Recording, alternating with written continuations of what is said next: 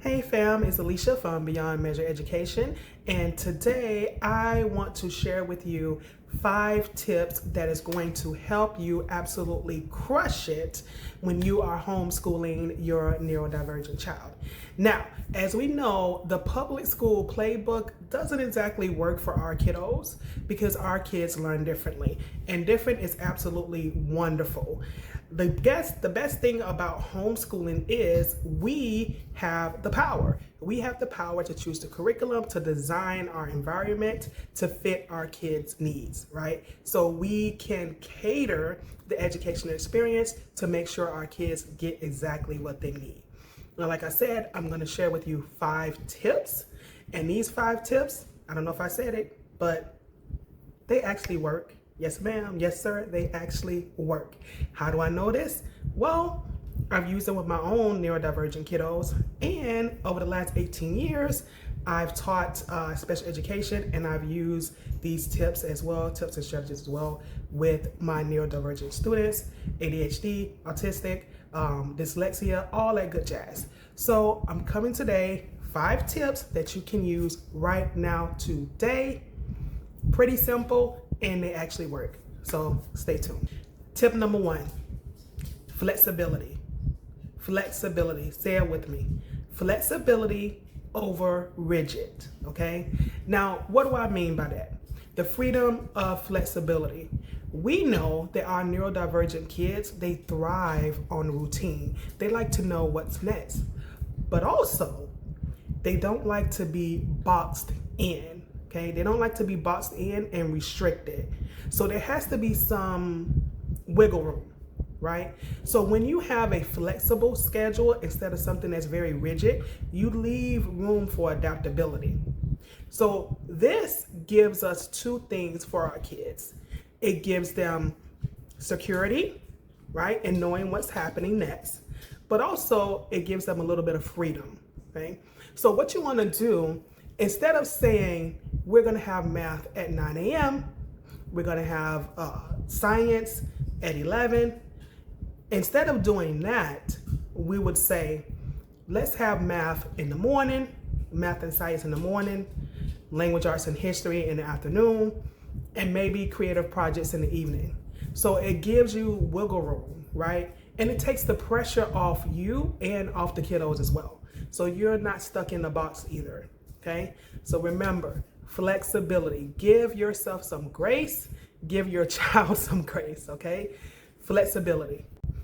All right, fam, we're at tip number 2. With tip number 2, we're going to ensure that we're creating a sensory-friendly learning environment. Now, what exactly does that mean? Our neurodivergent children, like we said before, learn differently, but they also have particular needs, right? So even if that means, okay, the child likes to stand up when they're doing work, or they need quiet, or they want to lay down on the floor, okay? So whatever it is, you need to make sure that you have the space conducive for their learning. You can even dim the lights, right? Noise canceling headphones, a desk that adjusts and stands up and down, a rocking chair, right? Bean bags, floor mats, all these different things gives the child a environment that is conducive for them to learn, right? It's very sensory friendly. You can get little lamps that would help dim the lights in the room, okay? For my son, I actually have a stand-up desk that adjusts. We have fidgets. Fidgets are great, you know, so they can have something to play with. And it doesn't mean that they're not listening. It helps them to think.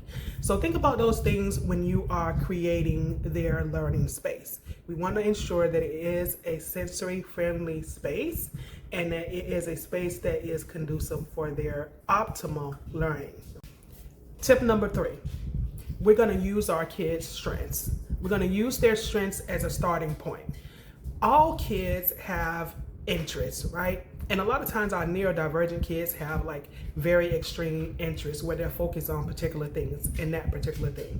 So what we want to do is we want to hone in on those strengths. We want to hone in on those things that they're interested in and use that to start building our curriculum. You also want to meet the child where they are. Okay, so I put these 2 together. 1, you're going to work with their interests. And 2, you're going to meet them where they are. So if the child is, let's say public school says that they're on a 5th grade level, but you see that they're possibly on the 3rd grade level, you want to meet them at that 3rd grade level so that they have wins right away. So you're not only working with what they enjoy, whether it's dance, dinosaurs, bridges, karate, whatever it is, okay, you're going to build curriculum around that particular interest that they have. And you're going to meet them where they are so that they have wins right away and build up from there, okay? Start with their interests.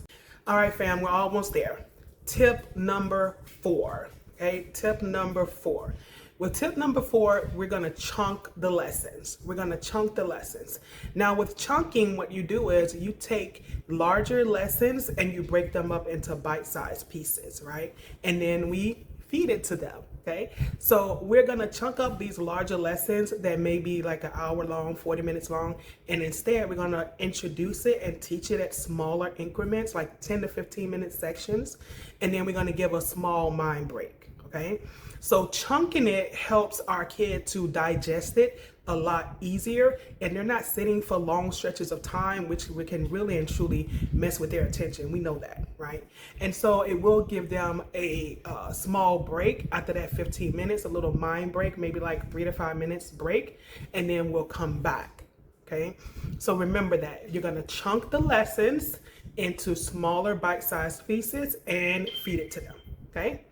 Number 4, chunking the lessons. All right, last but not least is connections. So number 5 is all about connections. You want to build connections, okay? You want to build a community or find a community, okay? Now, that can be online, that can be in person. And when it comes to connections, I'm talking about connections for you as the parent, right? But also connections for the kid.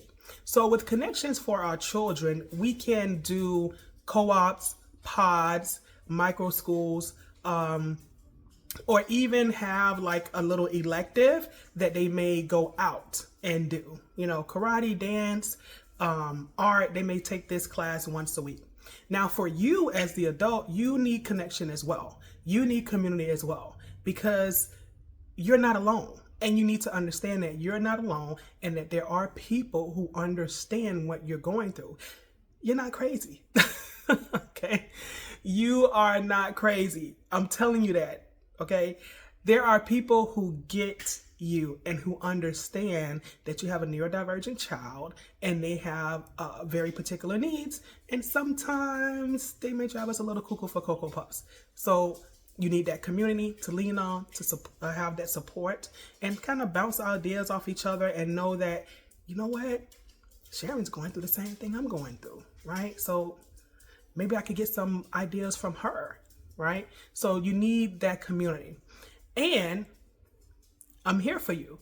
So if you want to, we have our own neurodivergent community in school. The link is in the description. Feel free to come and join us. We have community there. We have support. We have resources. We have even classes that you can take to help you with your homeschooling journey, and even classes for your kiddos.